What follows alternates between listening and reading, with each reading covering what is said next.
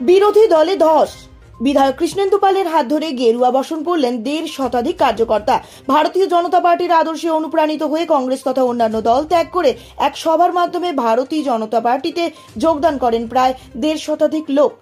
সর্বপ্রথমে ভারতীয় জনতা পার্টির লোয়াইয়ের পোয়া মন্ডল কার্যালয়ে পাথারকান্দির বিধায়ক কৃষ্ণেন্দু পাল উপস্থিত হয়ে আজকের এই অনুষ্ঠানের মাধ্যমে বিজেপির দলে যোগদান করা লোকদেরকে বিজেপির সাংগঠনিক আলাপ আলোচনা তথা দলের আদর্শ নিয়ে বিস্তারিত আলোচনা করেন তাদের সঙ্গে। তারপর একের পর এক দলে যোগদান হওয়া ব্যক্তিদেরকে ডেকে নিজ হাতে দলীয় টুপি ও উত্তরীয় পরিয়ে ভারতীয় জনতা পার্টিতে স্বাগত জানান।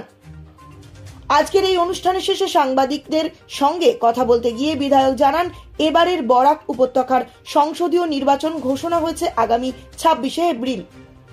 ভারত স্বাধীনের 70 বছর পর ও বিজেপি সরকার ক্ষমতায় আসার পর এবং অসমের মুখ্যমন্ত্রী ডক্টর হিমন্ত বিশ্ব শর্মার নেতৃত্বে আসার পর বরাক উপত্যকায় আমূল পরিবর্তন হয়েছে এবং বরাক ও ব্রহ্মপুত্রের সমন্বয় গড়ে উঠেছে। এটা একটা আনন্দের বিষয়। বিশেষ করে চা বাগান এলাকায় রাস্তাঘাট, পানীয় জল, বিদ্যুৎ, স্কুল, কলেজ সহ প্রত্যেকটি ক্ষেত্রে উন্নয়নের জোয়ার বইছে। তিনি আরো বলেন, ভারতীয় প্রধানমন্ত্রীর 10 বছরের কর্মদক্ষতা এবং আসামের মুখ্যমন্ত্রীর কর্মদক্ষতা, ভারতীয় জনতা পার্টির যে কাজ হয়েছে, বিশেষ করে অসমে যে কাজ হয়েছে, তার জন্য প্রত্যেকটি জায়গায় জনগণ ভারতীয় জনতা পার্টির উপর পূর্ণ আস্থা ব্যক্ত করেছেন। বিশেষ করে হাতিখিরা চা বাগানের 4টি পঞ্চায়েতের সব কজন কার্যকর্তা আজ মন্ডলে কার্যালয়ে উপস্থিত হয়ে ভারতীয় জনতা পার্টিতে যোগদান করেছেন। তাই ভারতীয় জনতা পার্টির অর্থাৎ মোদী পরিবারে তাদেরকে স্বাগত জানিয়েছেন। সঙ্গে আরো বলেন, আগামীতে যাতে সবাই একজোট হয়ে করিমগঞ্জের বিজেপি প্রার্থী কৃপানাথ মাল্লাকে জয়ী করার জন্য এই সভায় অঙ্গীকারবদ্ধ হই।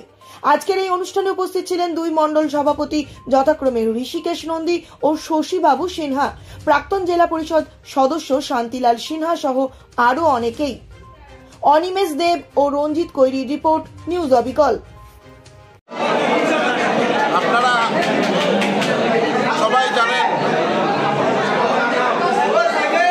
এইবারের সংসদীয় নির্বাচন আমাদের যে সময় 26শে এপ্রিল আমাদের বিশেষত বরাক উপত্যকা নির্বাচন, এবং আপনারা একটা জিনিস উপলব্ধি করতে পেরেছেন সবাই যে বরাক উপত্যকায় বিশেষ করে যেভাবে স্বাধীনতার 70 বছর পেরিয়ে যাওয়ার পর বিজেপি সরকার আসার পর এবং বিশেষ করে আমাদের মাননীয় মুখ্যমন্ত্রী ডক্টর হিমন্ত বিশ্ব শর্মা মহাশয়ের নেতৃত্ব নেওয়ার পর থেকে বরাক উপত্যকায় একটা আমূল পরিবর্তনের সৃষ্টি হয়েছে এবং বরাক ব্রহ্মপুত্রের মধ্যে যে সমন্বয় গড়ে উঠেছে এটাই অত্যন্ত আনন্দনীয়। এবং আমরা বিশেষ করে চা বাগান এলাকায় রাস্তাঘাট, পানীয় জল, ইলেকট্রিসিটি, শিক্ষার ক্ষেত্রে স্কুল, প্রত্যেকটা ক্ষেত্রে একটা উন্নয়নের জোয়ার বইছে। তাই আমাদের প্রধানমন্ত্রীজির এই যে 10 বছরের যে কর্মযজ্ঞ এবং বিশেষ করে আমাদের মাননীয় মুখ্যমন্ত্রী মহোদয় বিশেষ করে 8 বছরের মধ্যে যে ভারতীয় জনতা পার্টির নেতৃত্বাধীন সরকারের বিশেষ করে আসামে যে কাজ হয়েছে, তার জন্য প্রত্যেকটা এলাকায় আপনারা দেখবেন সবাই ভারতীয় জনতা পার্টির উপর পূর্ণ আস্থা ব্যক্ত করেছে।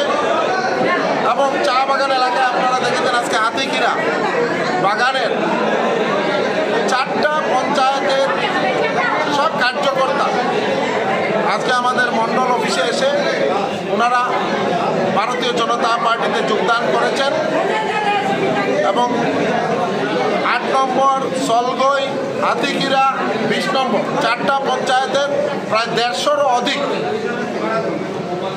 চা বাগানের যারা নেতৃস্থানীয় ব্যক্তিবর্গ সবাই ভারতীয় জনতা পার্টির উপর পূর্ণ আস্থা ব্যক্ত করেছেন। তাই ওনাদেরকে শুভেচ্ছা এবং অভিনন্দন, এবং ওনাদেরকে আজকে আমরা ভারতীয় জনতা পার্টির পরিবারে, মোদী পরিবার, আমরা সবাই ওনাদেরকে স্বাগত জানিয়েছি এবং ওনাদেরকে আমরা বরণ করে নিয়েছি এবং ওনাদের বলেছি যাতে সবাই একজুট হয়ে আমরা যাতে কাজ করি এবং আগামী যে নির্বাচন, এই নির্বাচনে আমরা সবাই মিলে করিমগঞ্জের লোকসভার যিনি প্রার্থী কৃপানাথ মাল্লা মহাশয়কে আমরা যাতে বিপুল ভোট দিয়ে আমরা জয়ী করতে পারি, এই অঙ্গীকারবদ্ধ হয়ে আজকে আমরা এখানের মধ্যে এই মিটিং তার সবাইকে নিয়ে চা বাগানের নেতাদেরকে নিয়ে এই সভা করেছিলাম এবং সবাই একজুট হয়েছেন এবং সবাই বলেছেন আজ থেকে ওনারা সবাই মাঠে বেরিয়ে পড়বেন এবং নির্বাচনের দিন বিকাল 5টা অবধি ভোট শেষ হওয়ার পর